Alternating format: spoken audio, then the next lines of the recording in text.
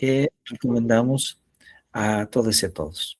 Entonces, vamos a seguir revisando esta clasificación que hace Ramón Shirao en eh, su libro sobre introducción a la historia de la filosofía. Y ahí Ramón Shirao hace una clasificación,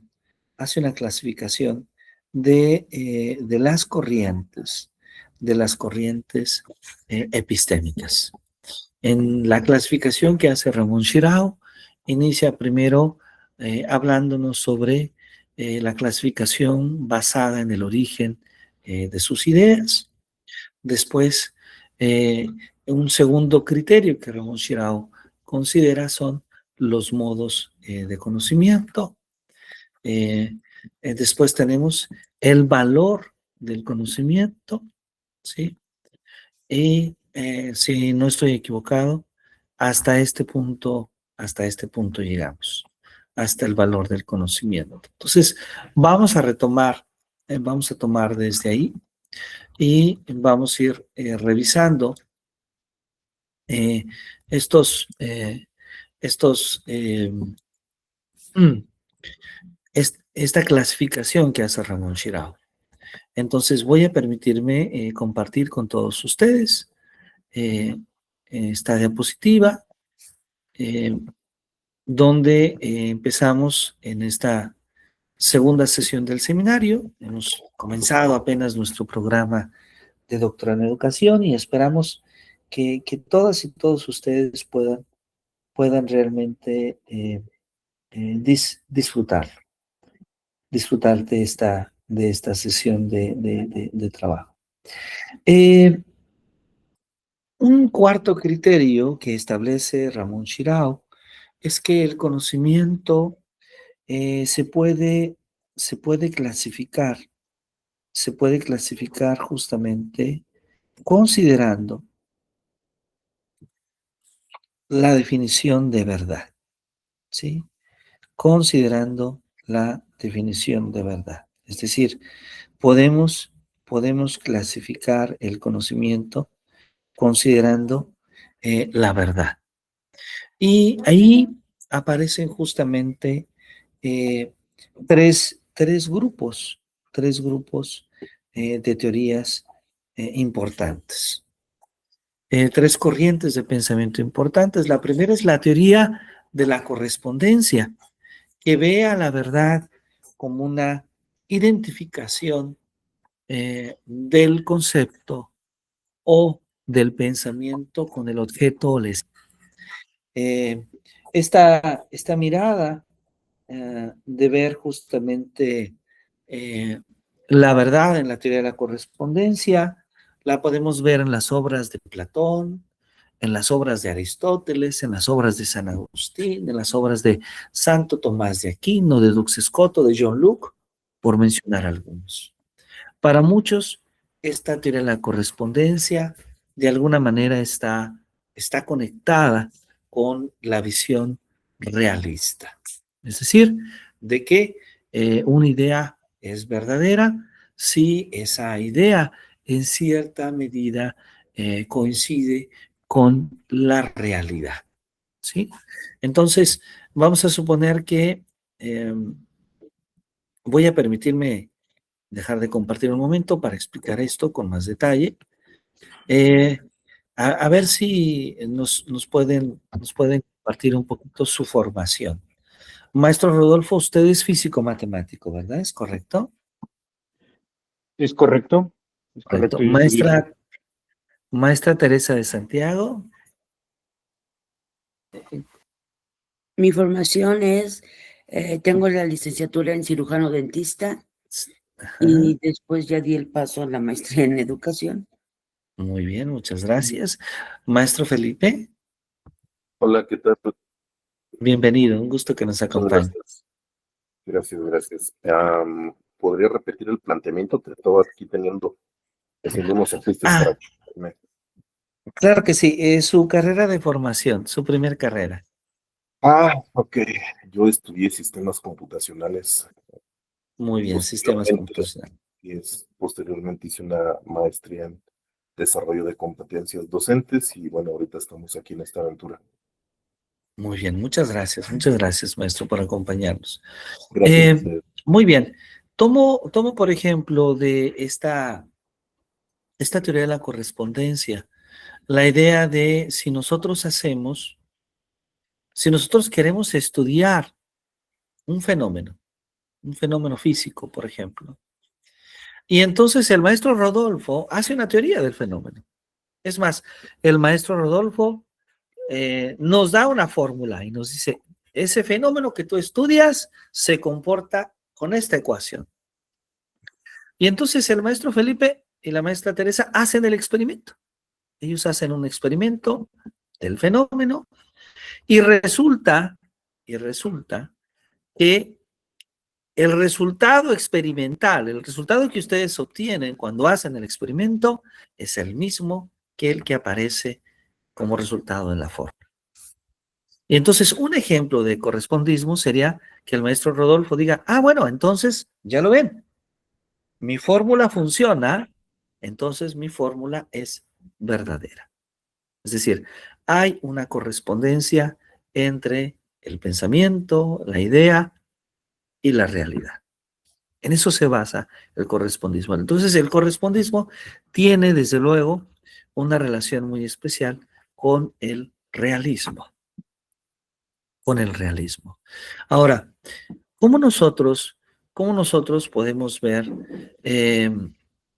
la conexión que se da de este correspondismo en la educación?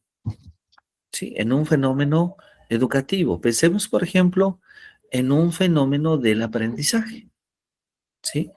Cuando alguien está haciendo un estudio y alguien dice, el maestro Felipe dice, es que yo tengo una nueva estrategia, tengo una nueva técnica para explicar un cierto proceso que se puede aprender. Él hace un estudio, lleva a cabo su técnica, lleva a cabo su estrategia, y entonces para ese grupo reducido de estudiantes hace una evaluación donde verifica que los estudiantes han mejorado, por ejemplo, su aprovechamiento. Y entonces eso le da a él un argumento para poder decir, vean, mi técnica, mi estrategia, sí está mejorando el nivel de aprendizaje de nuestros estudiantes. En consecuencia, la idea, o sea, la teoría, se convierte en verdadera o se asume como verdadera cuando lo que pasa en la realidad coincide con lo que dice la teoría. ¿Sí? Entonces, a esto le llamamos correspondismo. ¿Por qué correspondismo? Porque hay una correspondencia entre la teoría y la realidad, entre el modelo y la realidad. Entonces, podremos ver cómo las ciencias experimentales, las ciencias físicas, la biología, la economía, parte de las matemáticas aplicadas, parte de la educación, parte de la psicología conductual, entre otros campos, parte de la sociología, entre otros campos del conocimiento, en algunos casos utilizan esta perspectiva de entender la verdad. Es decir, yo digo que una teoría es verdadera si los fenómenos de mi realidad se comportan como la teoría lo predice. ¿Sí?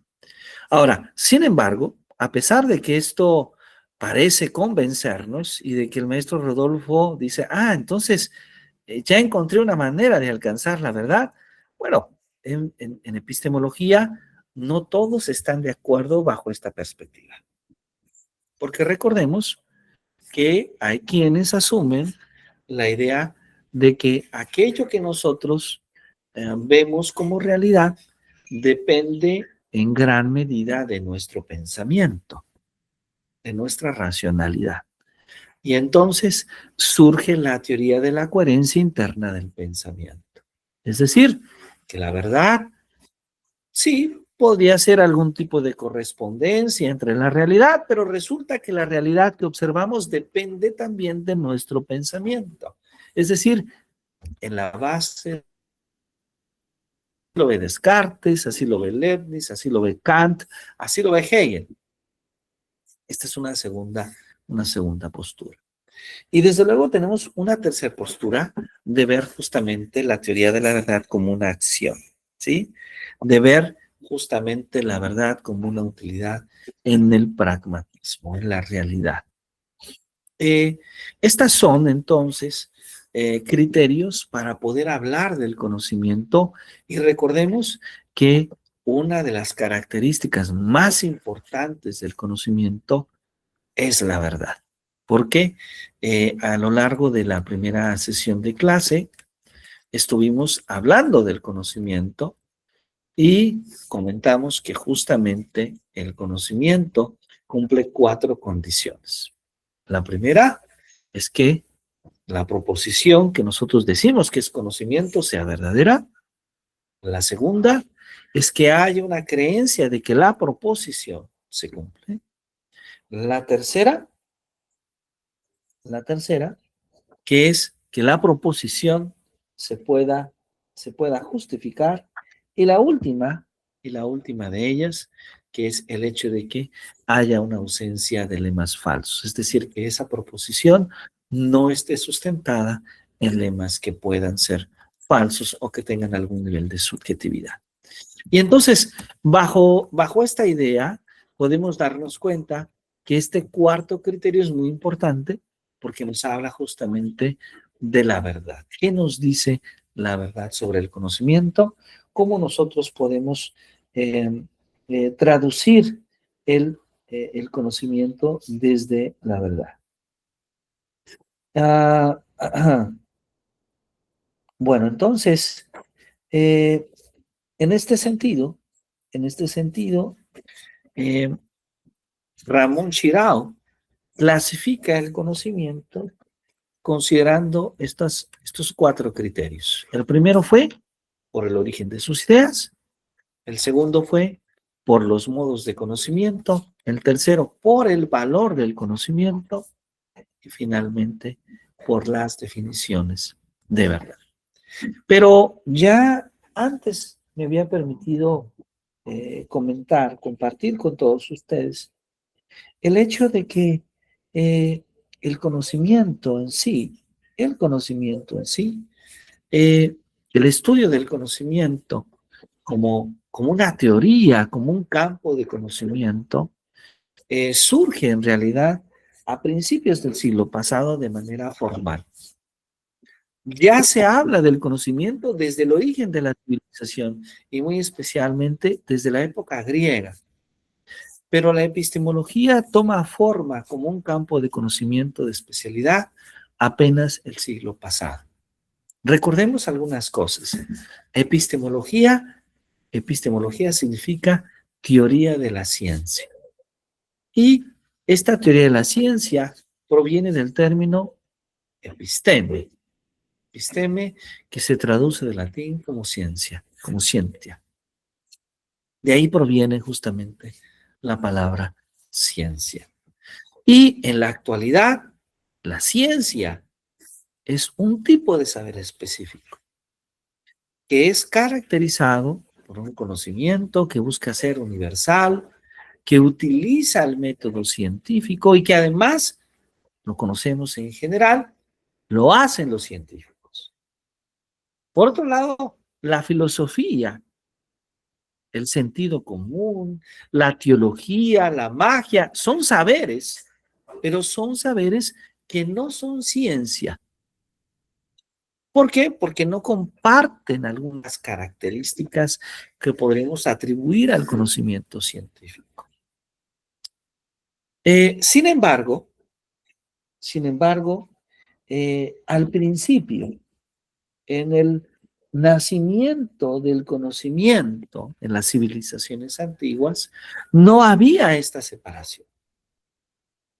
Es decir, que el término de ciencia o el término episteme o scientia, ¿sí?, no estaba limitado a un saber empíricamente constatable, regido por el método científico y además aceptado por una comunidad científica.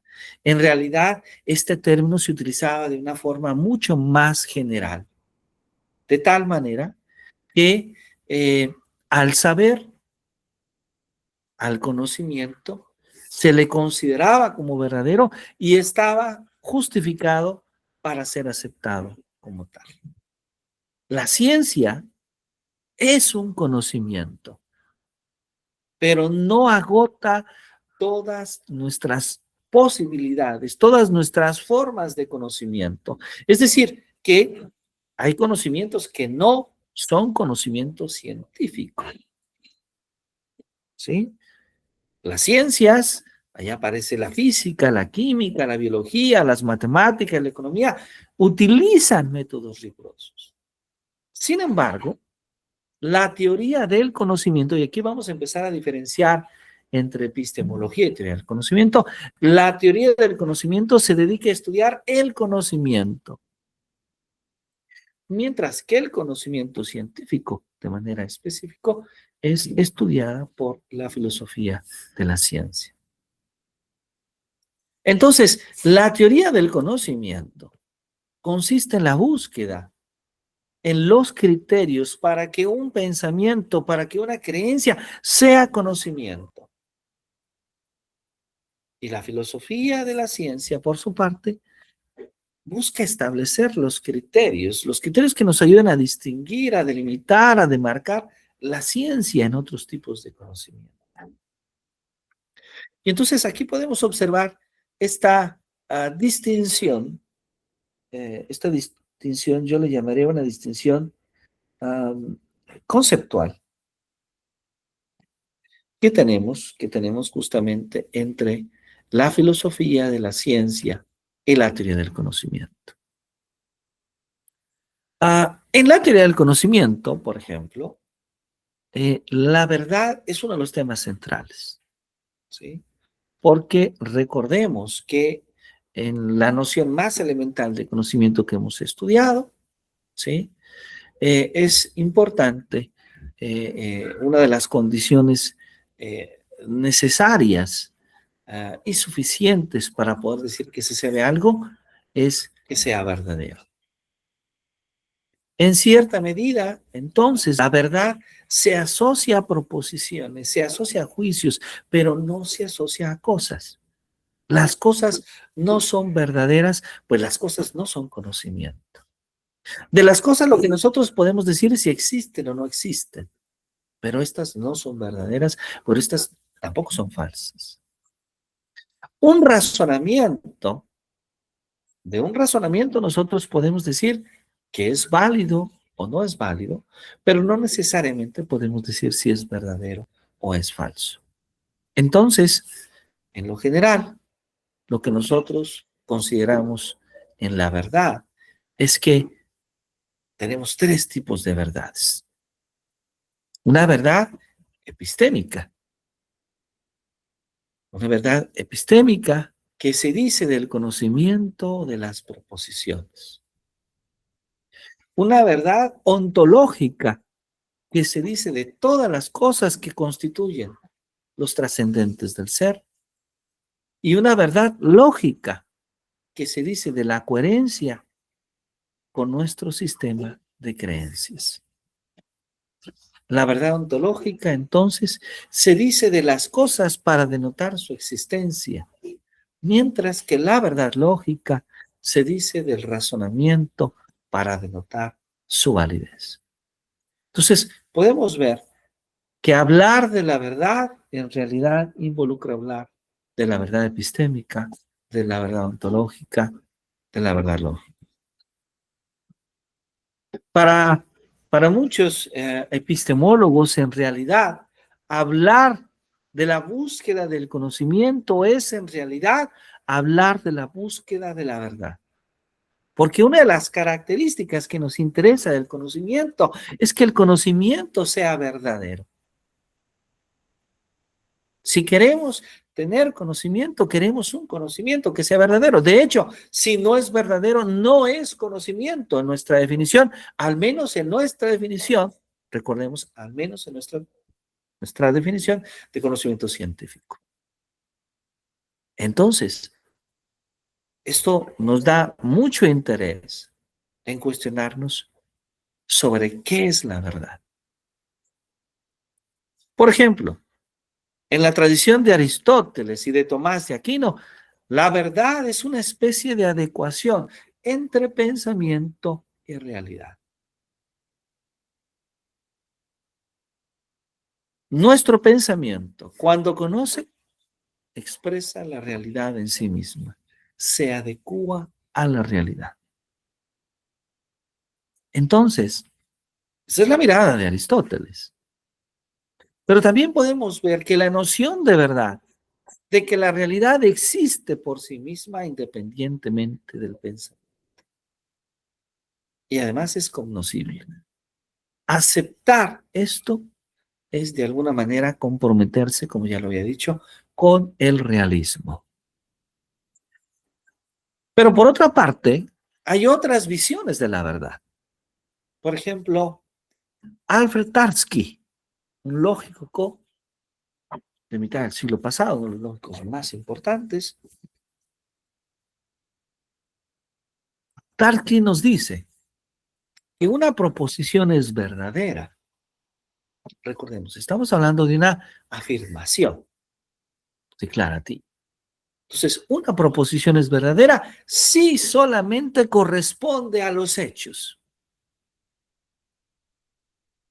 Si solamente corresponde a los hechos. De tal manera que esta teoría no se compromete con la realidad en sí, sino con los hechos que están manifestados en las proposiciones. Luis Villoro, uno de nuestros grandes filósofos, también ha reflexionado sobre la verdad. Y para él hay una aceptación de la verdad como correspondencia. Afirmar que un enunciado es verdadero es afirmar que lo enunciado forma parte del mundo real, independientemente de otros sujetos que coinciden en enunciar. Y claro, aquí hay que también establecer una distinción entre definir la verdad y justificar la verdad. Porque dada una noción de verdad, es necesario establecer cuáles son los criterios para poder justificar el conocimiento o que la proposición sea verdadera. Entonces, hay dos posturas. Una postura externalista que nos dice que se parte de la intuición de aquello que hace verdadero o falso una creencia debe de ser distinto a las creencias mismas. Qué interesante. Pero también tenemos una postura internalista que dice que todas nuestras creencias dependen fuertemente de las capacidades y de los recursos que contamos como seres racionales y sensibles. Esta última entonces establece una relación importante entre la verdad y también la justificación. Hilary Putnam, este filósofo estadounidense, se ha interesado también en estudiar la verdad. Putnam nos habla entonces del realismo metafísico y dice que la verdad es independiente de nuestra actividad cognitiva. Es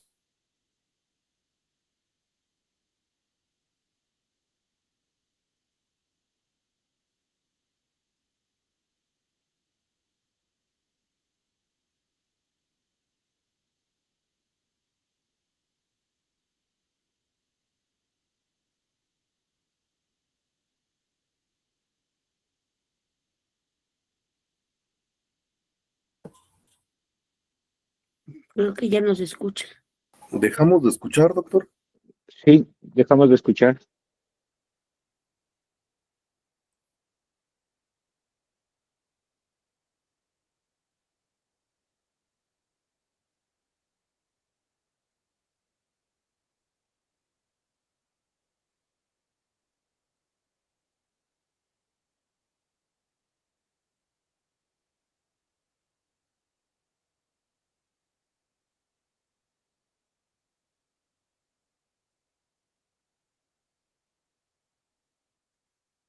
Quizás se va a volver a conectar ahorita.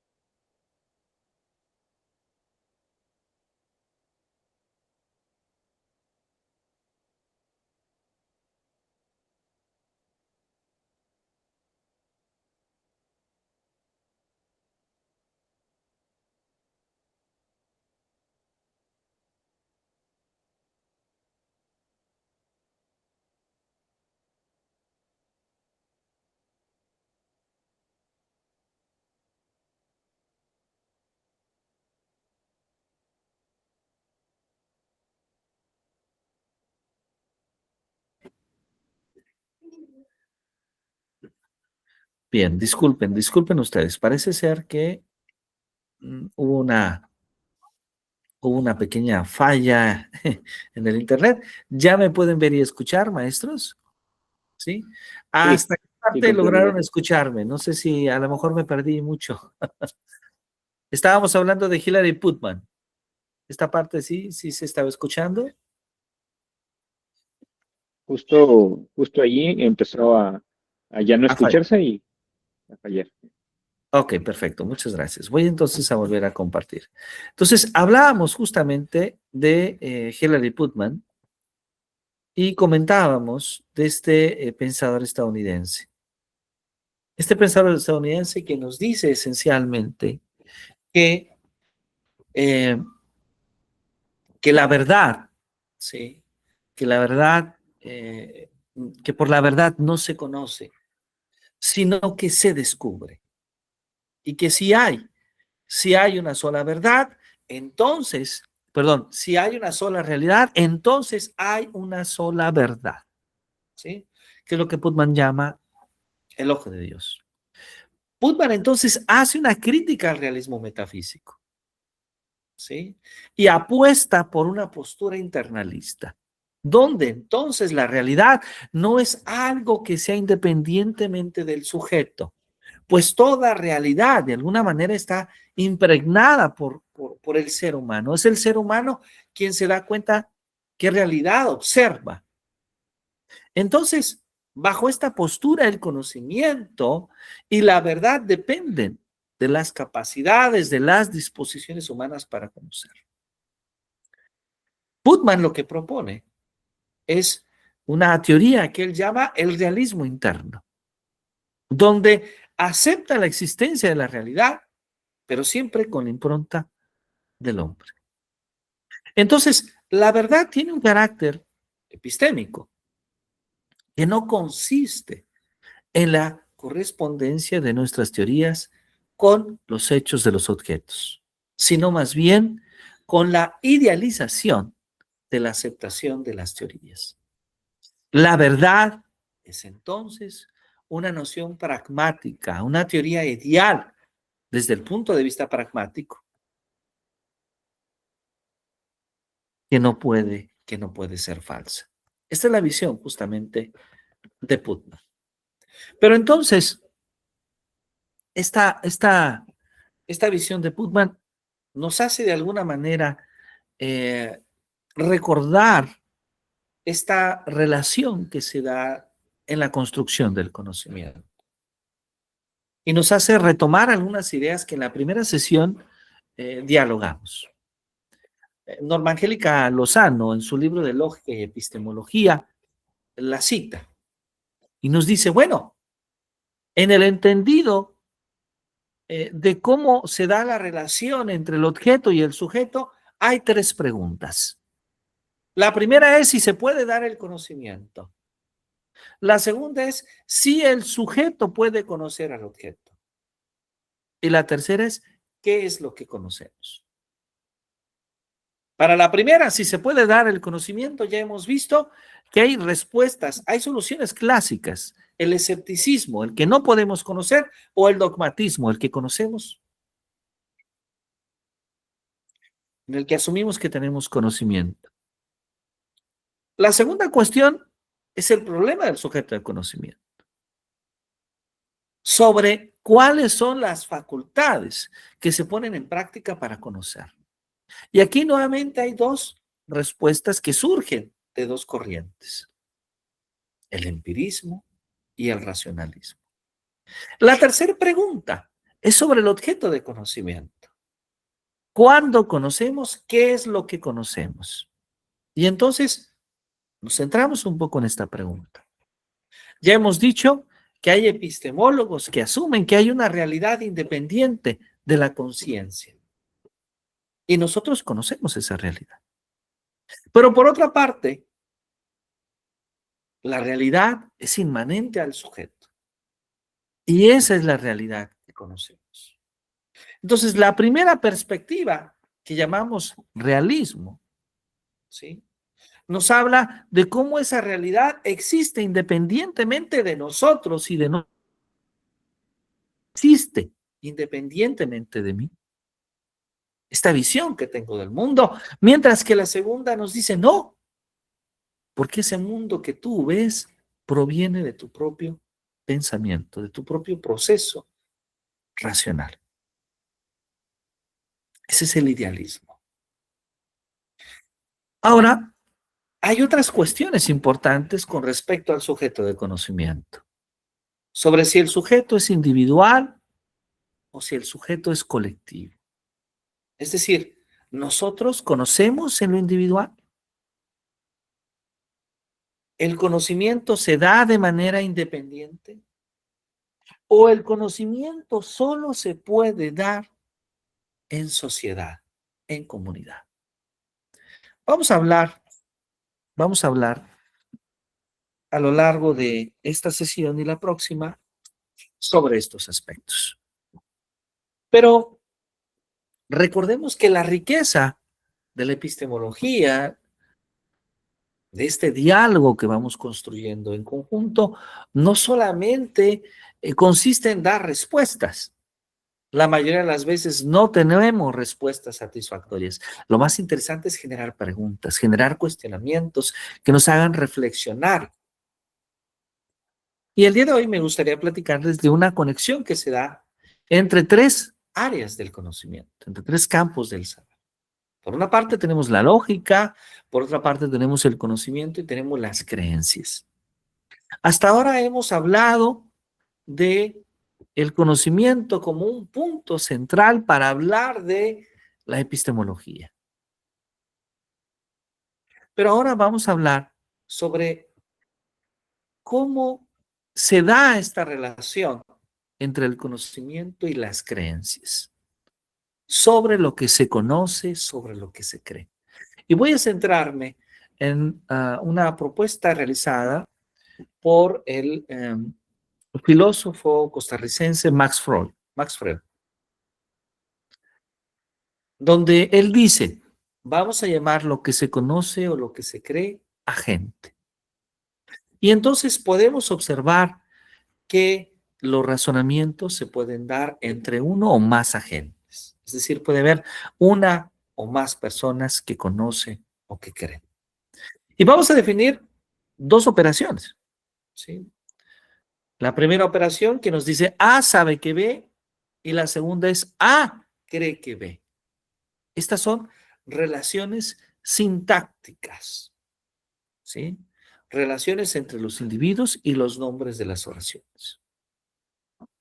Entonces, si esa es una oración, ¿sí? Vamos a designar el nombre de la oración con S, de tal manera que vamos a construir un sistema epistémico que vamos a llamar H. ¿En qué consiste este sistema epistémico? Consiste en que si nosotros tenemos dos fórmulas de lenguaje, ¿sí? Podemos construir operadores con esas fórmulas de lenguaje. El operador lo leemos S y B. ¿Y qué significa S y B? Pues significa el agente I sabe que B. Recordemos que un agente conoce o cree.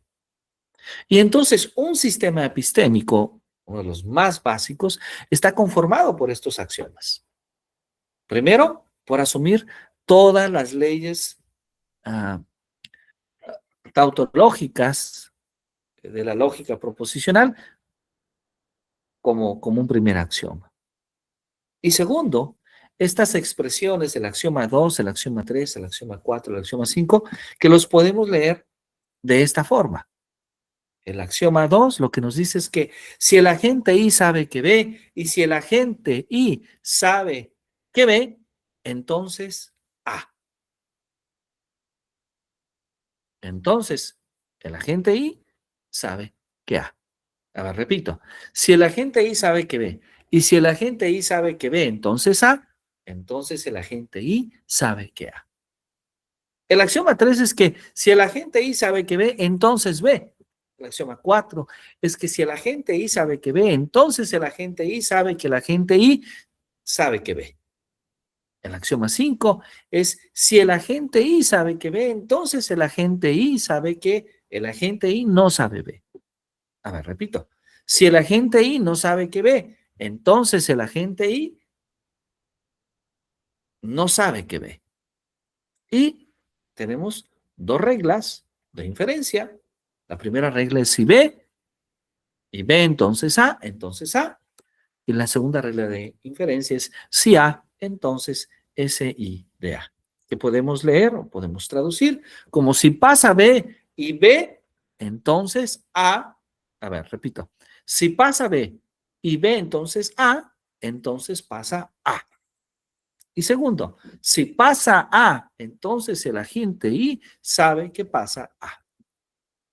Pues con estos axiomas y con estas reglas de inferencia, nosotros podemos construir un sistema epistémico, un sistema de conocimientos y creencias.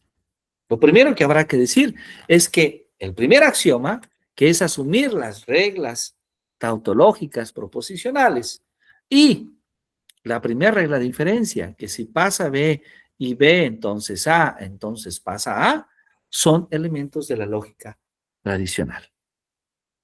Pero el axioma 2, ¿qué dice el axioma 2? El axioma 2 dice que si el agente I sabe que B, y si el agente I sabe que B, entonces A, entonces el agente I sabe que A. Este axioma 2 afirma que el conocimiento de un agente está cerrado bajo implicación. Y la regla número 2, la regla de inferencia 2, que dice, si pasa A, entonces el agente I sabe que pasa A, lo que nos dice es que está cerrado también para las deducciones del sistema. El axioma 3, que dice, si el agente I sabe que B, entonces B, lo que nos dice es la idea clásica de que se conocen solo verdades. Es decir, que la gente conoce solo verdades. Mientras que el axioma 4 y el axioma 5 son axiomas de introspección. A ver, estos axiomas que dicen, si el agente I sabe que B, entonces el agente I sabe que el agente I sabe que B, y si el agente I no sabe que B, entonces el agente I sabe que el agente I no sabe que B. Bueno, estos son axiomas de introspección, porque la gente puede contemplar sobre su conocimiento y sabrá lo que él conoce y lo que no conoce. ¿Sí? Esto no siempre se cumple. ¿Sí? Por ejemplo, no siempre somos conscientes de lo que conocemos o no conocemos. A veces creemos que conocemos y no conocemos. A veces creemos que no conocemos y conocemos un poco. Ahora, un sistema epistémico, como el que estamos presentando, con esencialmente 5 axiomas y 2 reglas de deducción, es un sistema que puede ser analizado. Y de hecho, este sistema es un sistema clásico que ya ha sido analizado. Y por ejemplo, Lenzen en 1978 considera que el axioma 2 y la regla 2, a ver, ¿qué dice el axioma 2? Que si el agente I sabe que B, y si el agente I sabe que B, entonces A, entonces el agente I sabe que A. Y si pasa A, entonces el agente I sabe que pasa A. Pues estas dos reglas, tanto la del axioma como la regla de deducción, son controversiales. ¿Sí? ¿Por qué son controversiales estas reglas? ¿Sí? Porque asumen la idea de considerar a la gente como un cognosciente ideal. Es decir, como un agente que conoce todas las fórmulas válidas, así como todas las consecuencias lógicas de su conocimiento. Y esto no siempre se cumple. ¿Sí? Muy especialmente en el caso en que un agente sea un humano o sea una computadora con tiempo, con memoria limitada. Entonces, quise mostrarles lo que es un sistema epistémico, la base de un sistema epistémico para que todos lo podamos conocer, porque en el campo de la epistemología, en el campo de la lógica, hay personas que dedican su vida a analizar esta relación entre conocimiento y creencia. Y esto lo podemos estudiar, lo digo como un modo introductorio, como un modo que tal vez pueda inspirarnos en escribir, en leer, en reforzar nuestro pensamiento, en las obras de Jaco Hintika, quien aparece en la fotografía central, o en las obras de Saul Kripke, que trata de dar una respuesta a esta problemática en cómo se da el vínculo entre conocer y creer a través de la semántica de los mundos posibles. La semántica, ¿sí? La semántica que nos permite interpretar las afirmaciones, parte de la idea de que la información que un agente posee no le permite decidir a cuál de los mundos que él considera posibles describe el mundo en el que está. Qué fuerte esta afirmación. Y entonces podríamos decir que sobre la base de esta imagen se interpreta intuitivamente que la gente sepa que ve como ve es verdadera en todos los mundos posibles en las que la gente considera que es posible, pero esto es solamente dada la información que la gente posee. Y el agente podría no conocer todos esos mundos posibles. Entonces, en la lógica epistémica, ¿sí? Así se le llama, podríamos profundizar justamente en estas relaciones. Voy a adelantar un poquito, pero sí podríamos decir que a todo sistema epistémico podemos encontrar ciertas caracterizaciones, ciertas propiedades sintácticas y ciertas propiedades semánticas. De alguna manera podríamos decir entonces que si asumimos que un agente, ¿sí? Que un agente que cumple con ciertas nociones de verdad lógica bajo diversas interpretaciones intuitivas de decir que I sabe que B, podemos asumir entonces que puede ser reflexivo, que puede ser simétrico, que puede ser transitivo. De manera que la noción de verdad que proporciona esa semántica pueda ser caracterizada mediante un sistema epistémico. Ahora, una consecuencia de esta semántica es que nos obliga a concebir a la gente como una entidad capaz de conocer las consecuencias lógicas de su conocimiento. Es decir, que nosotros seamos conscientes, porque el agente puede ser una persona que cree, que conoce, o puede ser una computadora. Y entonces, esto no siempre se cumple. Porque cuando nosotros tenemos agentes que son seres humanos, que son computadoras con limitaciones de tiempo y de espacio de memoria, no se da. Y entonces se genera un problema que se le llama el problema de la omnisciencia lógica. De este problema de la omnisciencia lógica, otras personas han buscado desarrollar otras semánticas, como por ejemplo Creswell o como Rantala, ¿sí? Rantala con la introducción de los mundos no estándar, que no necesariamente cumplen las leyes de la lógica clásica. De hecho, en uno de estos casos, nos habla de que las proposiciones no necesariamente son solamente o verdaderas o falsas, sino que pueden tener diversas graduaciones de lo que nosotros llamamos estados de verdad. O sea que algo es más o menos verdadero o puede ser más o menos falso.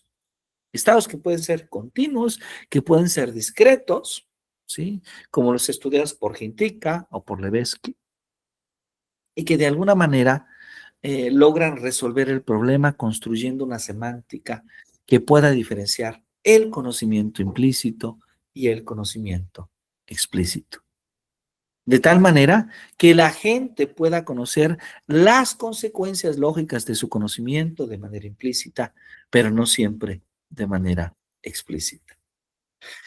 Hay otros modelos, como el modelo de Koenig de 1985, en la que dice que si tenemos un agente determinado al cual le asociamos un conjunto de oraciones, que vamos a llamar BDA, y a estas les llamamos creencias básicas de A, pero además un determinado conjunto de inferencias, pues podemos decir que A sabe que B, si solamente A puede inferir B a partir de este conjunto de oraciones BDA y las reglas de inferencia. Esto, en este trabajo de Koenig, permite solucionar el problema de la omnisciencia lógica. Es decir, el conjunto de reglas R no ha de coincidir necesariamente con el conjunto completo de reglas de deducción, y esto posibilitaría el que A no conociera ciertas consecuencias de su conocimiento. Bueno, esta breve introducción que me he permitido hacer, ¿sí? Esta breve introducción es justamente lo que vamos a llamar un campo de conocimiento, donde se estudian los sistemas sintácticos, los sistemas semánticos del conocimiento, de las creencias, que se llama lógica epistémica. Y podemos encontrar obras profundas e interesantes, ya he citado algunas, como las obras de Hintika, las obras de Kripke, pero también podemos leer a Stewart Shapiro y a Teresa Kobry-Kissel en su libro de lógica clásica de primer orden, o el libro de los límites de la lógica, desarrollado por el propio Stewart Shapiro. También podemos leer las obras de Freund, de Reinhardt, y hace unos 2 años me permitió escribir un libro que se llama Epistemología y Conocimiento y Creencias, donde dedicamos un capítulo, al menos introductorio, al análisis de la relación entre el conocimiento y las creencias. Entonces, como nosotros podemos darnos cuenta, hay todo un campo, de la lógica, hay todo un campo de la lógica interesado en el estudio de esa relación tan profunda que se da entre el conocimiento y las creencias, que nosotros no abordamos más en nuestro seminario porque no es el pleno objetivo, sino nuestro objetivo es en primera instancia tener una noción general de la epistemología y después centrarnos en la epistemología de la educación, que ese es el camino que queremos construir. Entonces, hasta ahora hemos tratado de definir la noción de conocimiento. Hemos visto que para estudiar el conocimiento hay varias corrientes epistemológicas.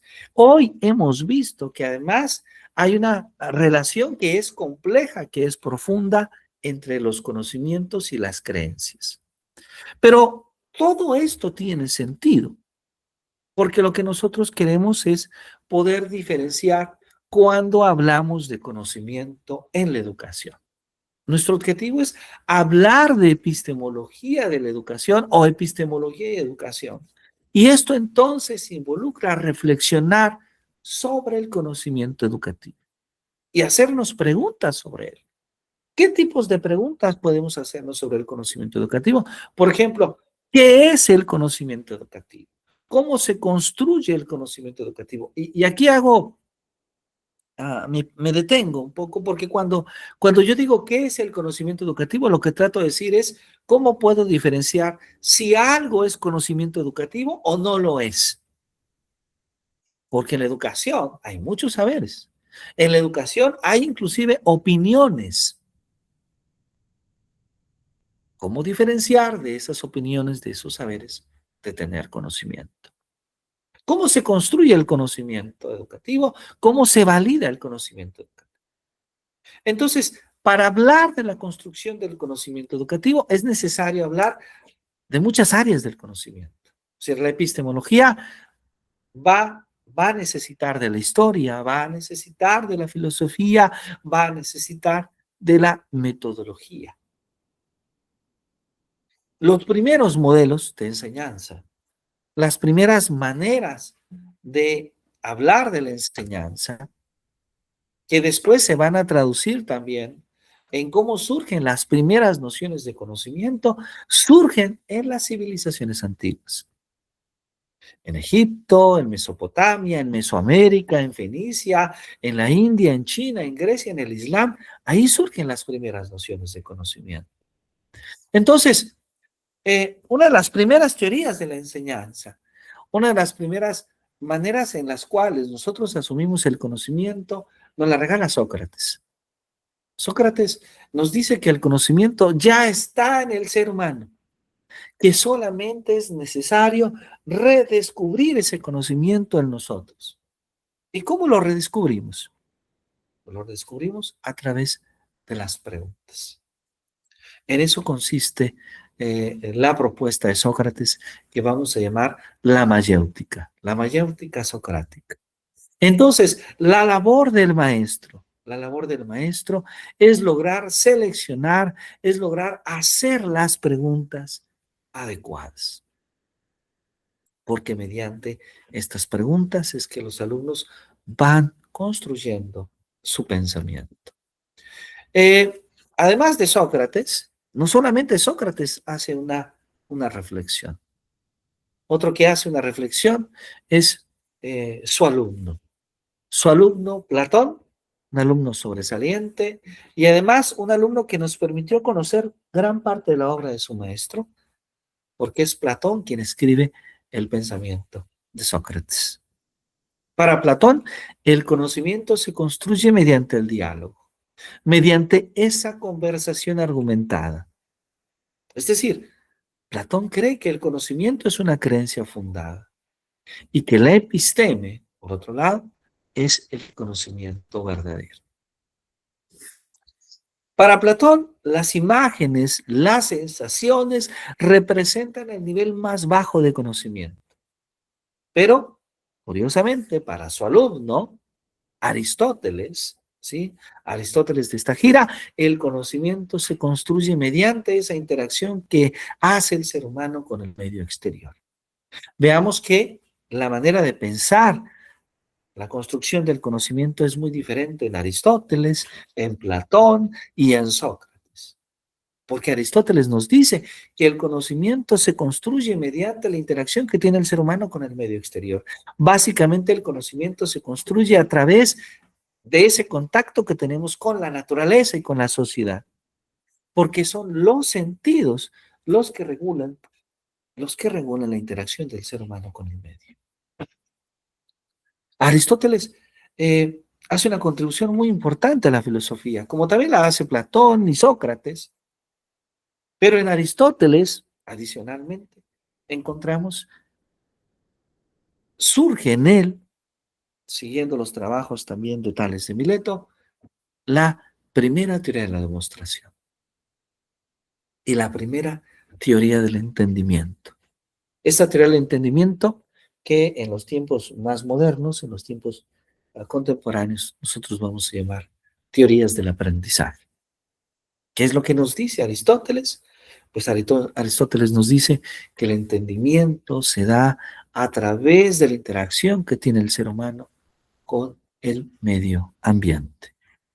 El entendimiento se da a través de esa interacción que tenemos con la naturaleza. ¿Y cómo es que nosotros adquirimos este entendimiento?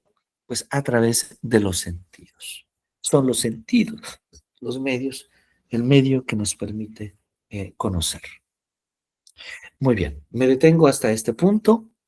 Maestros, ¿tenemos alguna duda? ¿Tenemos alguna pregunta? De mi parte, no. De mi parte, todo bien hasta ahorita. ¿Vamos bien hasta este punto? Sí. De mi parte también está muy explícito y muy interesante. De mi Muy parte bien. sí hay muchas dudas. Ajá, sí, Es adelante, bastante, adelante.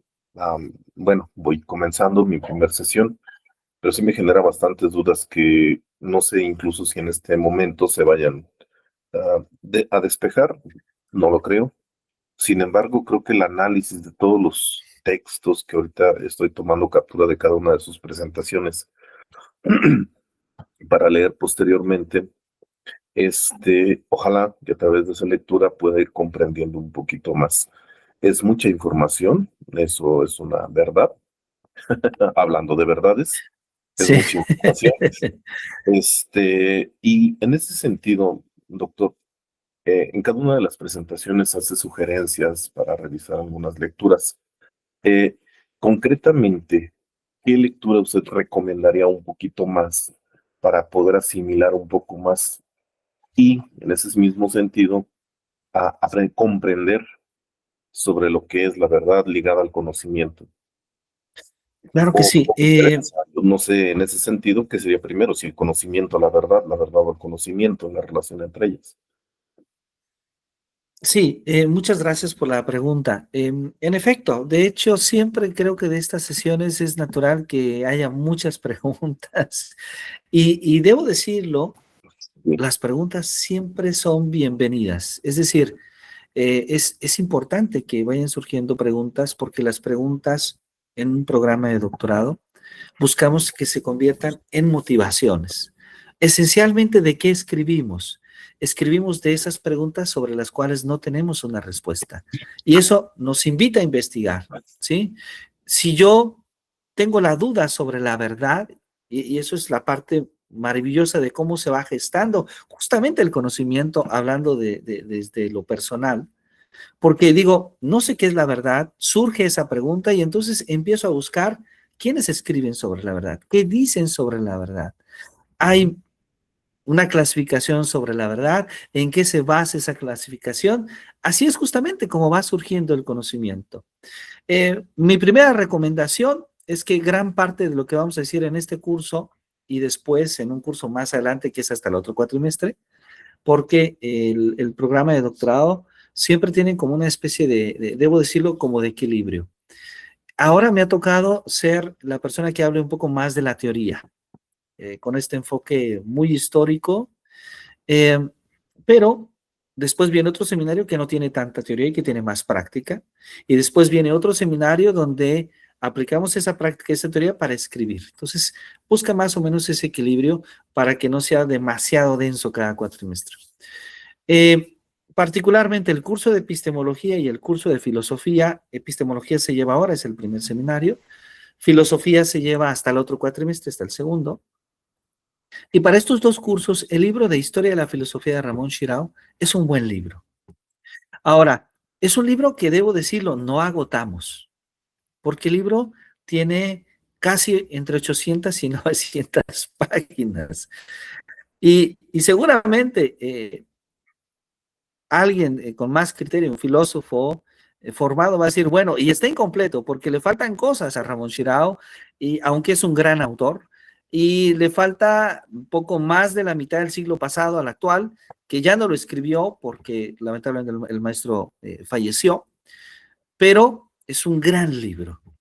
Y es un libro que nos narra prácticamente parte de la historia del pensamiento humano. Claro, la educación se basa en el pensamiento humano y muy especialmente en este seminario nos interesa la relación entre tres conceptos. El conocimiento, que es el concepto central, pero lo que hemos visto en la primera sesión es que el conocimiento depende necesariamente del concepto de creencia, del concepto de verdad y del concepto de cómo se relacionan el conocimiento y las creencias, ¿sí? De cómo se da esa relación. Entonces, buscamos entrar un poquito, eso hicimos la primera hora del día de hoy, un poquito, pero muy poquito, como decir, miren, si alguien desea estudiar y complejizar una buena parte de su vida estudiando el conocimiento y las creencias, ahí está, hay un camino de muchos autores que, debo decirlo desde ahora, es complejo. Pero ese es un camino en el que no entramos demasiado porque solamente lo usamos para fundamentar una idea esencial, que es hablar del conocimiento en educación, que ese sí es el punto al que nosotros queremos argumentar con mayor fuerza. Sin embargo, alguien podría dedicar toda su vida a estudiar la relación entre conocimiento y creencia. Ahora, como es un programa de doctorado en educación, nuestro énfasis se centra en el conocimiento educativo y de ahí que tomamos como punto de partida a nuestros primeros tres grandes filósofos. La visión de Sócrates con la mayéutica, la visión de Platón con la dialéctica y la visión de Aristóteles, que para muchos historiadores y filósofos muestra el surgimiento de un eh, conocimiento empírico, es decir, de un conocimiento que busca centrarse más en la realidad observable, en la relación que podemos establecer nosotros con la naturaleza. Y podemos ver que estas en realidad son tres formas de conocer, tres formas que son todavía, que son muy antiguas, pero que forman parte del presente en la enseñanza, porque todavía nosotros gestionamos el aprendizaje a través de preguntas y respuestas en el salón de clase. Todavía muchos de nosotros llegamos al salón de clase y hacemos preguntas para gestionar el pensamiento de nuestros alumnos. O qué decir de ese conocimiento que surge a través del diálogo con argumentos. Cuando vemos una entrevista, cuando vemos un debate o cuando generamos un debate en nuestro salón de clase, estamos utilizando esa dialéctica de Platón. ¿Sí? Entonces, esa visión de Platón se conserva en la actualidad. O más aún, cuando el maestro Rodolfo dice, bueno, vamos a hablar el día de hoy de la importancia de las frutas, de la importancia del bosque, pero no solamente en los libros, no solamente en el video, sino que el maestro Rodolfo dice, vamos al bosque, que además allá en Ciudad Hidalgo es un lugar muy bonito con muchos bosques. Entonces van al bosque y experimentan estar ahí en el bosque, tener ese contacto directo con la naturaleza. De ahí se aprende. Y creo que Singio, no estoy seguro, Singio es también cerca, hay bosque, ¿verdad que sí, maestro Felipe? Es correcto, somos vecinos, 30, 40 minutos nos separan en cuanto a distancia. Ah, mire, muy cerca.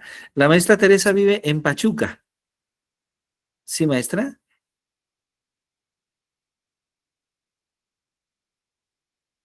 Sí, vivo en Pachuca, Hidalgo.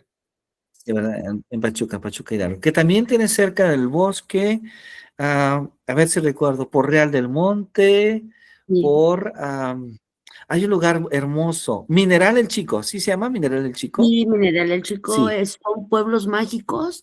Este fue el primer pueblo mágico, el del Chico, y Real del Monte, que está a 10 minutos de Pachuca, y tenemos muchos bosques muy bellos, muy bellos.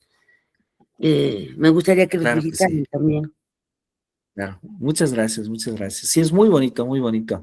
Pues, bueno, esto que comentamos de Aristóteles tiene que ver con esto, la idea de que aprendemos a través de los sentidos, aprendemos a través del contacto que tenemos, a través de lo que observamos, de lo que olemos, de lo que tocamos, de lo que vemos.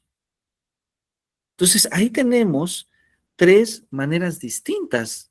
Por un lado, de pensar como conocemos, pero por otro lado, que se convierten de alguna manera en elementos para la enseñanza. Ahora, voy a regresarme un poquito a la historia, voy a regresarme un poquito acá, a la proyección. Y quiero, Dios, en los inicios no había tanta separación del conocimiento. Es decir, en los inicios, en las civilizaciones antiguas, la filosofía, la religión, la magia, la superstición, la ciencia, estaban unificadas. Eran un saber mismo. Pero fue en el cristianismo cuando viene la ruptura, ¿sí? Particularmente en el siglo V. En el siglo V, cuando San Agustín, este teólogo, considera que no se puede ser cristiano y filósofo al mismo tiempo. Qué fuerte esta frase de San Agustín. Entonces, mucho antes, la Academia Griega cierra y se consideraba que lo que pasaba en la academia eran enseñanzas paganas porque podían ser opuestas o cuestionadoras a la fe religiosa, a las creencias. Y entonces, durante más de 6 siglos, no hay filosofía. La filosofía en esa época ya no es considerada conocimiento. Y entonces, es curioso esto que comento, porque de Grecia, del esplendor griego, pasamos a Bagdad, a Irak, esa zona de conflicto constante en el Medio Oriente, en Asia. Hoy es una zona de conflicto, pero hace muchos siglos era una zona de florecimiento. Bagdad se convirtió en el centro del conocimiento, en el centro de convivencia de cristianos, de judíos, de árabes, de musulmanes, donde se traducían las obras griegas y además se hacían nuevas reflexiones. Eso era Bagdad. Eso llegó a ser Bagdad. Y entonces, de alguna manera, la teología no logra contener la expansión del conocimiento que se difunde desde Irak, desde Bagdad hasta Córdoba, España. Y se produce un renacimiento epistemológico. Tomás de Aquino se da cuenta de ello varios siglos después. Tomás de Aquino nos dice, no es posible mantener la dominación teológica, y admite que el hombre puede llegar a las verdades a través de la observación y la experimentación. San Agustín, entonces, por otro lado, afirmaba que en el interior del hombre residía la verdad. Y en su obra hay un diálogo, por una parte, dentro de sí mismo, con Dios, con los demás hombres. Es un hombre polémico en su filosofía, en su teología, en su psicología, en su moral. Sin embargo, a pesar de ello, en su obra siempre manifiesta un anhelo sobre la verdad, sobre el conocimiento y sobre la fe. Lamentablemente, a pesar de ese anhelo, probablemente San Agustín en muchos momentos está confundido. Hasta el siglo XIII, Tomás de Aquino entonces da continuidad a la teoría del entendimiento de Aristóteles. Y entonces Tomás de Aquino nos habla de ese proceso interior, de ese proceso donde se construye el pensamiento y de un proceso exterior que ya Aristóteles había descrito al referirse que el entendimiento se daba a través de la interacción que tenemos con el exterior, con los sentidos. Para el siglo XVII ya hay el surgimiento del conocimiento científico en un sentido moderno. Y no solo eso, hay aplicaciones importantes para el desarrollo, para la industria, para el aprovechamiento de los recursos naturales, y el conocimiento se liga directamente a una idea esencial sobre el desarrollo y el progreso. Rolando García, un estudiante, un graduado de Jean Piaget, coautor de varios libros con el propio Jean Piaget, nos dice entonces que el conocimiento se convierte en la base de la vida, de las relaciones, pero también del poder. Y en la segunda parte del siglo XVII surgen nuevos descubrimientos. Aparecen los descubrimientos de Isaac Newton. Los descubrimientos de Isaac Newton que implican una nueva manera de entender el conocimiento. Por ejemplo, surge la noción de ley natural. Antes de Newton se hablaba de leyes morales, de leyes jurídicas, pero ahora hay una nueva ley, una ley que rige los fenómenos naturales, esos fenómenos que hasta unos años atrás solamente pueden ser regidos por la palabra de Dios. Y entonces surge la noción de ley natural, pero esta no es una ley omnipotente de un creador que da órdenes al universo. Y entonces surge lo que Rolando García llama el cambio de un marco epistémico. Ese marco epistémico, ese cambio que se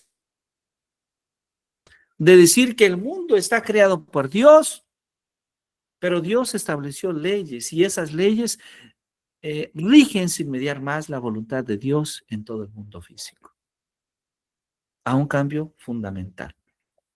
El cambio de decir que la mente humana puede desentrañar esas leyes.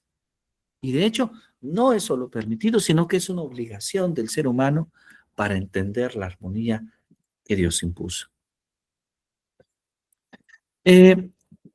Rolando García, quien aparece en esta imagen con Emilia Caballero, dos grandes escritores de las últimas décadas.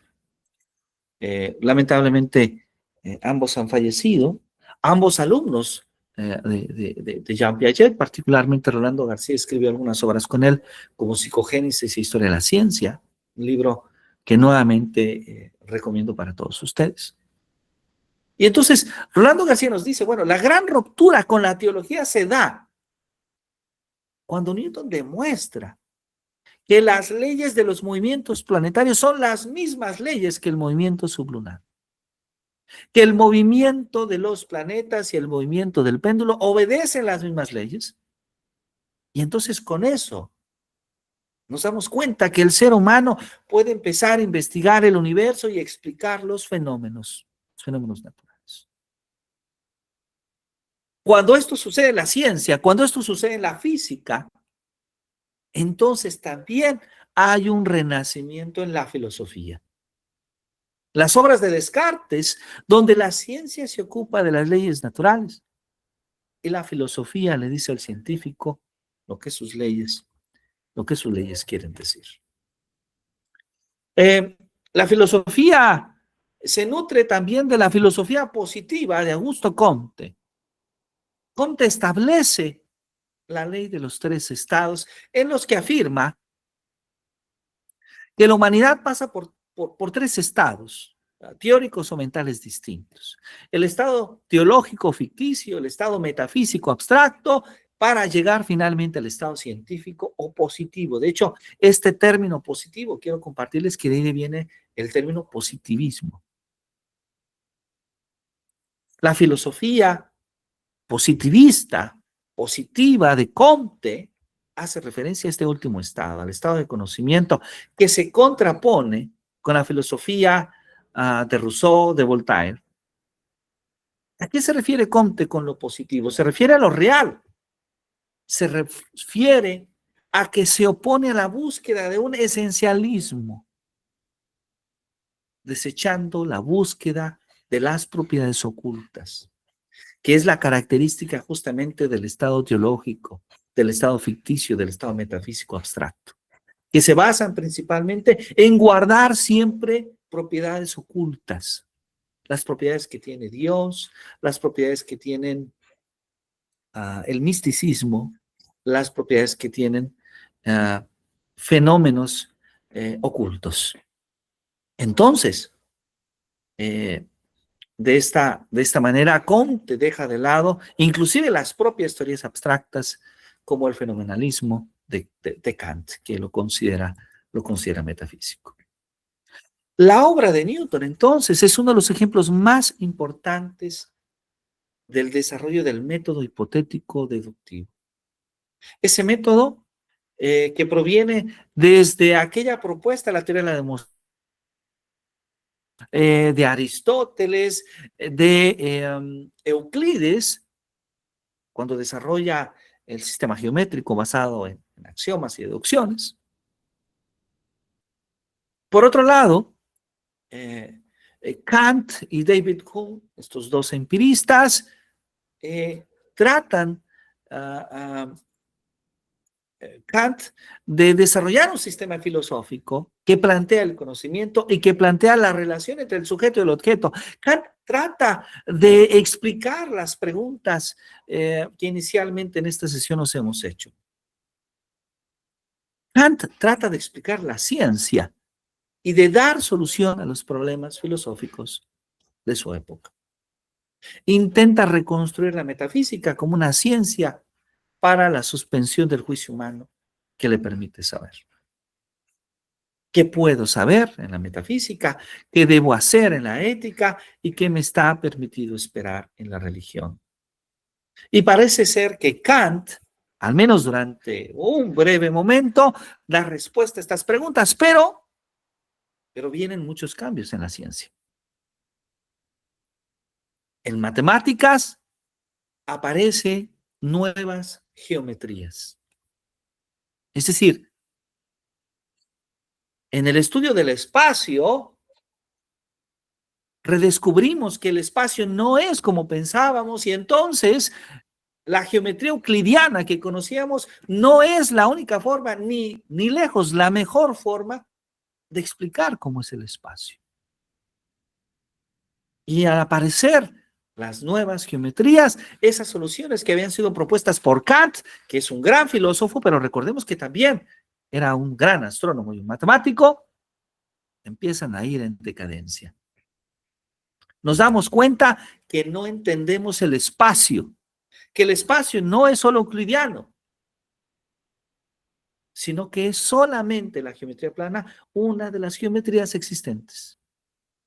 No solo eso, Aristóteles, que había hecho la lógica, ¿recuerdan? No logra explicar la diversidad del pensamiento como consecuencia. Y como consecuencia de ello, surgen otras lógicas, se da un pluralismo, lo que vamos a llamar las lógicas no clásicas. Y entonces empezamos a tener problemas para entender también la verdad. Porque en la lógica clásica la verdad es una, y en las lógicas no clásicas podemos encontrar otras formas de comprender la verdad. Nos damos cuenta entonces que no entendemos el espacio, que no entendemos la verdad, y esto se remata con los nuevos descubrimientos que se dan a principios y mediados del siglo pasado, con la teoría de la relatividad y la mecánica cuántica, que nos muestran que inclusive aquella mecánica clásica de Newton, en la cual nosotros creíamos entender el movimiento y la masa y la materia, pues ahora resulta que ya no lo entendemos. No sabemos qué es el espacio, no sabemos qué es el tiempo, no sabemos qué es la materia, no sabemos qué es la verdad. Y entonces el auge de Kant, el auge de Hegel, concluyen para dar paso a nuevas concepciones y a nuevas teorías que tratan de explicar el conocimiento. Y entonces aparece por primera vez el término epistemología como campo de conocimiento. Aparece en un trabajo de fundamentos de geometría del filósofo inglés Bertrand Russell. Y después aparece en la obra de Identidad o Realidad de Emily Meyerson, en la que define la epistemología como una teoría de la ciencia, como una teoría del conocimiento científico. Y desde entonces, hablar de epistemología, entonces, es hablar del conocimiento científico. Aquí me gustaría hacer un énfasis y un paréntesis breve para detenerme y entonces decir que esta percepción de epistemología de Meyerson, de Russell, es diferente a la concepción que se tenía en la antigüedad de epistemología, que es más bien una teoría del conocimiento. Y hago el paréntesis entonces para diferenciar dos cosas. La primera es que la teoría del conocimiento estudia todos los tipos de conocimiento. Un conocimiento que proviene de la cultura, que es popular, lo estudia la teoría del conocimiento. El conocimiento que proviene desde nuestras creencias, desde nuestras axiologías, como es el conocimiento religioso, lo estudia la teoría del conocimiento. El conocimiento místico lo estudia la teoría del conocimiento. Bueno, y entonces, ¿qué nos reservamos para la epistemología? Solamente el conocimiento científico. ¿Sí? Desde esta perspectiva, podríamos decir que la epistemología forma parte de la teoría del conocimiento porque estudia solo un tipo de conocimiento en específico, que es el conocimiento científico. Mientras que la teoría del conocimiento se encarga de estudiar el conocimiento en la general. De hecho, podemos encontrar textos que digan teoría del conocimiento o textos que digan nociología. Y cuando se refiere a eso, se está hablando a todo tipo de conocimiento. Pero entonces, la definición de conocimiento con la que empezamos la primera clase, esa noción de conocimiento buscada justamente analizada, si ustedes recuerdan, por varios autores. Hablamos del concepto de mente de Gilbert Ryle, hablamos de Ginette, hablamos de Ward, de Lacan, hablamos de Edmund Geder, hablamos justamente de Kate Leder. Entonces, todos ellos se están refiriendo a la noción de conocimiento científico. ¿Sí? Se están refiriendo a esta noción en particular. Y claro, esto nos va a llevar a una pregunta. Si el conocimiento educativo es posible, ¿cuándo el conocimiento educativo es un conocimiento científico? ¿Sí? Porque aquí vamos a hacernos este cuestionamiento. No todo lo que decimos en educación es conocimiento educativo. Y segundo, que es todavía más fuerte, no todo conocimiento educativo, en el sentido nociológico, va a ser un conocimiento científico. Entonces, en muchas ocasiones escuchamos términos muy generales, como el término, por ejemplo, de doctorado en ciencias de la educación. Seguramente han visto algún doctorado que así se llama. O doctorado en maestría en ciencias de la educación. Bueno, este término ciencias de la educación es una perspectiva específica, porque no todo lo que se escribe en educación, insisto, es ciencia. Hay una parte de la educación que es ciencia, otra parte que probablemente no lo será. Doctor, Sí, adelante. entonces, ¿cómo diferenciar en ese sentido esos dos conocimientos de los que usted habla? ¿Cómo saber cuando el conocimiento es científico? Bueno, hay muchas posiciones, ¿verdad? La lógica nos lleva allá. Pero también cómo reconocer cuando el conocimiento es educativo. Y en ese mismo sentido, cómo reconocer la diferencia entre ambos. Claro que sí. Bueno, para la primera pregunta, lo primero que diría es que hay ciertas características que tiene el conocimiento científico que son específicas. Y si nuestro conocimiento, es decir, el conocimiento que nosotros estamos creando, cumple con esas características, entonces podremos decir que es un conocimiento científico. ¿Cuáles son algunas de estas características? Por ejemplo, un conocimiento científico busca ser universal. Un conocimiento científico busca ser verificable. Un conocimiento científico busca ser válido y verdadero. Un conocimiento científico busca siempre ser dinámico. De hecho, es una de las características de la ciencia. La ciencia es un campo de conocimiento que siempre está en debate. Y diría el propio Mario Bunge, uno de los grandes epistemólogos, si no está en debate el área de conocimiento en la que usted está trabajando, pues entonces es dudable que sea ciencia. Por ejemplo, si vamos a suponer que alguien dijera que las creencias o algún tipo de creencia religiosa es ciencia. Puede haber alguien que lo diga. ¿Sí? De hecho, podemos sorprendernos si puede haber alguien que nos diga que el cristianismo o el catolicismo es algún tipo de ciencia. Bueno, si esto fuese así, tendría que haber entonces un debate constante en el cristianismo, un debate constante en el catolicismo. Pero resulta que la mayoría de los principios religiosos son axiológicos, o sea, los creemos y no preguntamos. Usted cree en las vírgenes, usted cree en un Dios que es omnipotente, usted cree en ciertos aspectos. Entonces, usted asume esas afirmaciones como verdad. Si esto que digo fuera ciencia, entonces habría un cuestionamiento constante. Pero ese cuestionamiento no se da, lo cual nos demuestra que ahí no hay ciencia. Lo mismo sucedería con otros campos del conocimiento. Entonces, en general, la ciencia siempre está en un proceso dinámico de cambio y de debate, en un proceso Doctor, constante.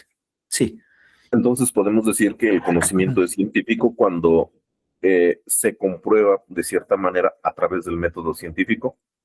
es correcto. Así es, Es correcto. exactamente. Bien. Hay un método que lo comprueba. Ahora, el método científico que aprendemos en la educación básica o en la universidad, generalmente está planteado, es ese método propuesto primero por Descartes, después por Galileo. Es muy general, digamos, ¿no? Porque leemos las fases. La ciencia sí se hace así, pero a la vez se hace un poco diferente, porque cada campo de conocimiento tiene su propia metodología. Sin embargo, es necesario que esa metodología corresponda a las fases del método científico para decir que estamos haciendo ciencia. Si nuestro campo de conocimiento no tiene debate, insisto, lo más probable es que no estemos haciendo ciencia. Por ejemplo, eh, el campo del derecho. El campo del derecho es un área muy interesante, pero no existe la ciencia del derecho. ¿Sí? ¿Por qué razón no existe la ciencia del derecho? Porque no existe un debate científico sobre el derecho. ¿Sí? El debate que hacen los señores diputados es otro tipo de debate, pero no es científico, lo aclaro. Sí, no es científico. Entonces, no hay ciencia del derecho. ¿Sí? En la educación pasa lo mismo. En la educación hay una parte de la educación que se basa en ofrecer investigación educativa. Esta parte de la educación que se basa en la investigación educativa sí es ciencia. Ahí es donde surge justamente la ciencia educativa. Pero la opinión del señor secretario o de la señora secretaria sobre la educación no es de ninguna manera ciencia educativa. El detalle es que la educación tiene ambas vertientes. Hay conocimiento educativo que se basa en la experiencia, que se basa en la reflexión. Hay conocimiento educativo que proviene de la investigación educativa. Entonces, el primero no es ciencia educativa, el segundo sí puede ser ciencia educativa. Entonces, ahí hay una diferencia importante. En un programa de doctorado lo que buscamos es que el alumno haga ciencia educativa. Y entonces busque una manera objetiva de construir conocimiento y deje de lado el tema de la opinión, que sí es algún tipo de conocimiento popular, digamos, que proviene de la cultura, e inclusive que proviene de la experiencia, porque puede ser que un docente hable desde su propia práctica, pero es diferente hablar de la experiencia que hablar de una investigación educativa. Sí, ahí vamos a tener una diferencia muy importante. Entonces, cuando hablamos entonces de educación, lo primero es decir que nuestro objetivo es construir ciencia educativa, es decir, hacer investigación en educación. Pero para ello, ese conocimiento educativo debe de cumplir las características que tiene el conocimiento científico. Y hay esencialmente varios investigadores que a lo largo de la historia nos han hablado de la ciencia. Han tratado justamente de alguna forma, poder caracterizar qué es ciencia y qué no es. ¿Sí? El primero de ellos, no lo digo por orden de importancia, solo a modo de cita, es Mario Bunge. Mario Bunge, que es un físico, por cierto, él es físico, que se interesó en poder identificar cuáles eran las características del conocimiento científico. Entonces, a mí me gustaría que nos lleváramos de tarea el día de hoy, preparar una presentación. Vamos a tratar de tener un pequeño debate en el interior del seminario donde cada uno va a presentar a un autor y la propuesta de ese autor, las ideas que tiene ese autor sobre la ciencia. Y podemos comenzar justamente con Mario Bunge. Voy entonces a comentar acá.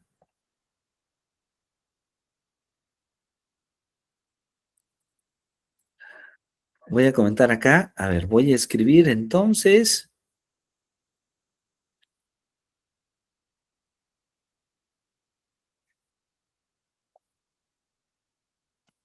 En nuestro grupo de WhatsApp, Mario Bunge. Y me gustaría, si alguien está interesado, si alguien quiere tomar a Mario Bunge como su lector, vamos a hacer una presentación en PowerPoint, una presentación que no sea mayor a 20 minutos de duración, pero que en esos 20 minutos podamos nosotros expresar las ideas más importantes de Mario Bunge sobre la ciencia. ¿A quién le gustaría leer a Mario Bunge? Nunca lo había escuchado. Yo lo tomo. Ok, el maestro Rodolfo. Ok, perfecto. Ok, entonces voy a escribir aquí, Rodolfo. Muy bien, entonces, Mario Bunge, el maestro Rodolfo. Ahora, Mario Bunge es muy interesante, pero no es el único, desde luego, porque tenemos también a otro personaje muy importante, que es Karl Popper. Karl Popper, ¿sí? ¿A quién le gustaría leer a Karl Popper? Yo lo tomo. Perfecto, entonces el maestro Felipe toma, voy a escribirlo aquí en el grupo para escribir el nombre. Karl Popper, el maestro Felipe, muy bien. Además de Karl Popper, otro personaje muy, muy interesante escribió sobre las revoluciones científicas, ¿sí? Que es justamente Thomas Kuhn.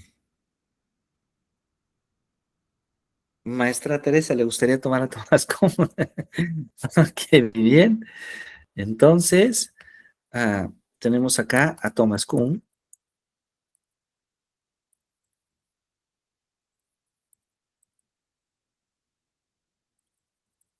Perfecto. Y además de Thomas Kuhn, hay otro escritor muy, muy interesante.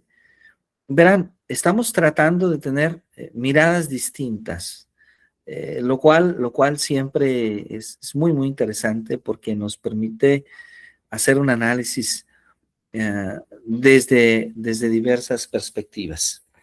La noción de programa de investigación que realizó Irme Lakatos. Ahora no está con nosotros el doctor Rubén, pero el doctor Rubén, que también está estudiando este programa en línea, creo que podrá platicarnos con mucho gusto de Imre Lakatos. ¿Ellos qué hacen? Ellos esencialmente lo que hacen, estos cuatro autores, lo que hacen es, cada uno a su forma, con su propia mirada, hacer un análisis de lo que es la ciencia. Y claro, cada uno tiene su propia crítica, porque recordemos que esto siempre es un debate. Nadie sale plenamente limpio de los debates, ¿no? Hay aspectos positivos y hay críticas de otros, y eso es lo que lo hace interesante. Eso es lo que hace que la ciencia siempre esté en este proceso dinámica, asumiendo que no hay verdades, o sea, hay verdades universales, sí, pero no hay verdades necesariamente para siempre. ¿Sí? Y esto lo podemos ver. Durante mucho tiempo, por ejemplo, creímos en el modelo del universo de Aristóteles. ¿Cuánto tiempo fue el modelo del universo de Aristóteles, verdad? Casi 21 siglos. Es impresionante, casi 21 siglos. Pero después descubrimos que ese modelo no era verdad plenamente. Que en realidad el mundo era un poco más como el modelo de la mecánica clásica de Isaac Newton. Entonces, Newton, que al final termina afirmando lo que Kepler, lo que Galileo, lo que Copérnico en diferentes momentos, lo que Tycho Brahe ya más o menos habían descubierto, Newton lo confirma y demuestra que la fuerza gravitacional que hay entre los planetas y el Sol es semejante a la fuerza de un objeto en la Tierra. Y con ello resuelve el gran problema de la gravitación en ese entonces. Llega al modelo de Newton. Con el modelo de Newton vemos que funciona porque porque la ciencia moderna se basa en ese modelo de Newton y con ese modelo se construye la ingeniería. Después viene la revolución industrial. Y la base es la mecánica de Newton, el cálculo de Newton. Creíamos que entendíamos, sí, pero 3 siglos después nos damos cuenta que no entendíamos el espacio, que no entendíamos el tiempo y que no entendíamos la materia. Aparece justamente la teoría de la relatividad. En 1905. Einstein propone la teoría de la relatividad y después, muy poquito después, en 20 o 30 años, cuando aparece la mecánica cuántica, nos damos cuenta que en efecto no entendíamos la materia, que la materia es mucho más compleja de lo que nosotros pensábamos. Entonces, la ciencia es este cambio, ¿sí? La ciencia que no cambia probablemente no sea ciencia. Entonces, lo natural es este cambio. Muy bien. Bueno, entonces vamos a llevarnos esta tarea, si están de acuerdo. Vamos a tomarnos la semana para leer. Realmente son autores muy conocidos. Básicamente, si lo ponemos en Google, ya Google nos dice cosas interesantes. Y claro, hay que buscar un poco más allá para poder compartir con nuestros demás compañeros. Cada uno tiene ideas muy interesantes, la noción de paradigma, la noción de ciencia, pseudociencia, la noción de programa, todo esto es lo que vamos a estar platicando. ¿Y qué es esto? Son las características del conocimiento científico. Vamos a hacer como una especie de listado de características y entonces vamos a decir, todas estas características tienen que cumplir el conocimiento educativo. Si una de estas falla, entonces, bueno, puede ser un conocimiento valioso. La experiencia también nos da conocimientos valiosos, pero no nos da ciencia. Entonces, habrá que diferenciar. ¿La experiencia nos da un tipo de conocimiento? Sí, eso lo estudia la teoría del conocimiento, la nociología. La nociología estudia solamente conocimiento científico. Pues agradezco muchísimo su participación, espero. Y ha sido un gran placer saludarlos. Nos llevamos esta tarea y tengan un maravilloso fin de semana. Igualmente, gracias. Hasta el próximo sábado. Hasta el próximo sábado. Que la pasen muy bien. Hasta luego. Muchísimas gracias. Hasta Gracias, luego, doctor. maestro Felipe. Gracias a usted. Hasta Muy luego, bien, maestra gracias a Teresa. todos. Buenas tardes. Muchos Días. saludos para todos. Hasta luego. Muy bonito día. Hasta luego.